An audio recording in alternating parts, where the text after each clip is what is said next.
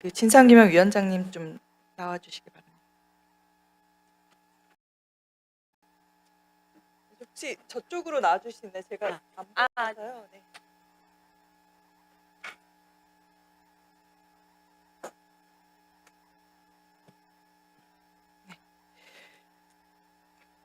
네, 중앙선관위에서 그 자녀 투표용지 관련해서 분실, 도난 및 탈취 우려, 또 검수와 보관이 어렵다라는 이유로 이 투표용지 인쇄 매수 축소한 사유 진상규명위원회 조사 결과 보고서에서도 잘 봤습니다. 위원장님, 대한민국 선거 관리를 총괄하는 헌법기관이 고작 투표용지 보안 하나 제대로 못해서 인쇄 줄였다는 게 말이 됩니까? 어떻게 생각하십니까? 저희가 봐도 정말 행정 편의주의적인 발상이라고 봤고요. 네네. 더 높은 가치인 네네. 참정권 짧게, 훼손의 네, 문제를 네. 그렇게 네네. 행정적인 편의 네네. 문제로 본 것은 지금 그러면 결국 선관위가 보관 능력이 없다고 자인하는 것이라고 보이는데 어떻게 보십니까?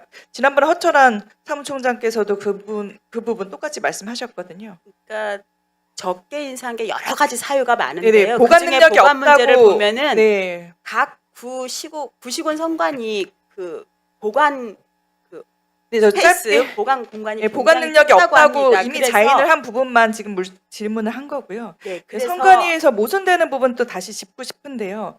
굉장한 모순이 있는 것이 이제 법원이 증거 보전 결정을 합니다.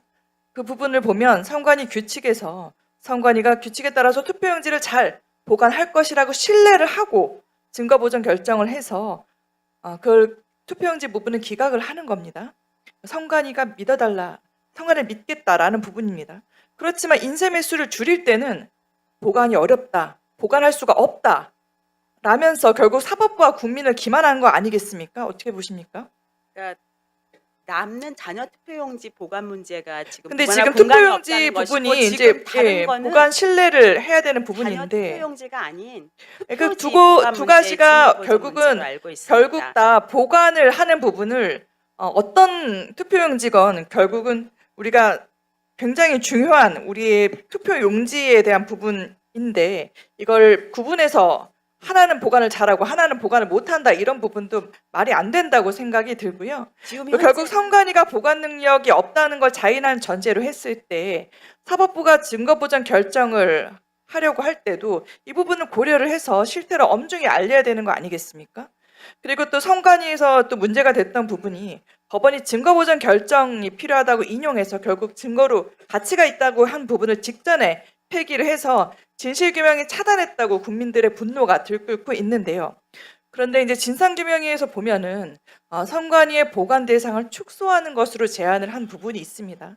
그러면 결국은 진실규명을 위해서 법원이 증거보전 필요하다고 본 부분도 오히려 보관을 안 하고 있는 정도이고 보관 능력이 없다고 지금 선관위가 자인하는 부분도 있는데 선관위에 면죄부를 주는 거라고 아닙니다. 오인될 수 있는 부분이 있어서 오히려 제3자의 객관적인 보관 방식 등 별도의 보완책을 마련하는 부분도 충분히 고려될 수 있다고 생각하는데 어떻게 생각하시나요? 지금 저희가 그 보관 대상 축소는 자녀 투표용지를 아니요, 말씀드리는 근데 거고요. 지금 결국은 법원에서 증거보전 결정이 필요하다고 한 부분도 폐기가 된 정도의 상황이라서 이런 것들도 좀 충분히 고려될 수 있는지를 여쭙고 있습니다. 지금 법원에서 증거보전 됐는데 폐기된 건 이미 언론에 많이 났지만 투표용지를 담은 저 박스고요. 시간이 부족해서요. 그럼 네네, 이렇게 조금 마치도록 대상이 하고요. 다릅니다. 네, 지금 네. 저희가 개표 차고 입력도 문제가 되는 정도인데 개표 차고 입력이 지금 본 의원실에 지금 방금 또 보고된 거 보면은 더 있다는 게 지금 또 밝혀진 정도 상황입니다.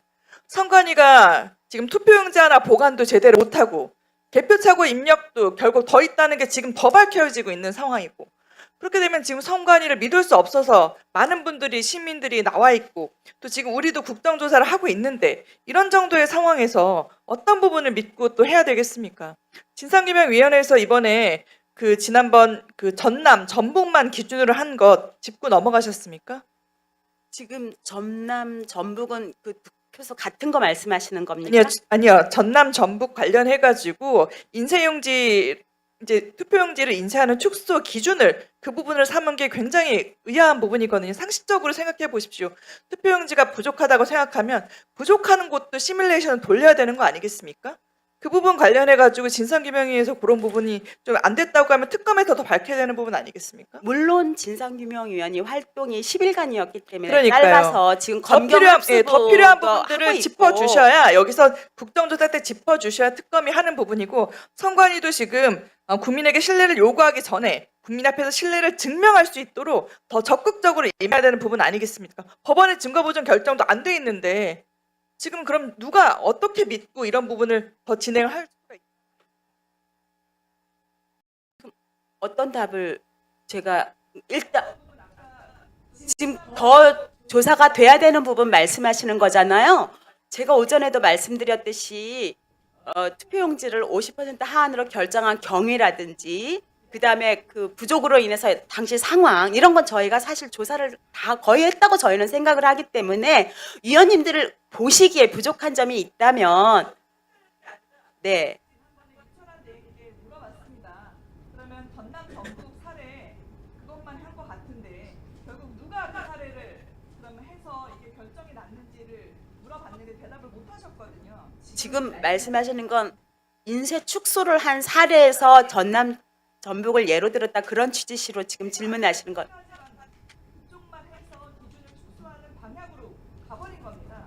물론 그 예를 그쪽 들은 건 잘못이지만 그 저희가 지침 결정된 과정을 쭉 다 봤어요. 그랬더니 한국행정연구원 플러스 직원들 TF를 해가지고 종전의 사전투표율 플러스 그 지역의 투표율을 감안해서 50%가 하한입니다. 그 안에서 위원회 결정으로 하게 돼 있는데 지금 50% 하한으로 아니요, 잘된 건 결코 아니죠. 다만 50% 하한 결정은 각 구시군 위원회에서 결정을 합니다. 전북 사례에 대해서 누가 했는지를 밝혀야 돼. 그걸 밝히라고 진상규명위원회가 있었고 안 되는 건 특검에서 더 밝혀야 되는 아니, 거 지금 질문하시는 취지가 50%를 결정하는 과정에서 전남 전북만 예로 들었다 이런 취지신 건가요? 그것만 예로 든 게 나왔습니다. 일단 그냥 마치겠습니다. 모르시는 것 같아요.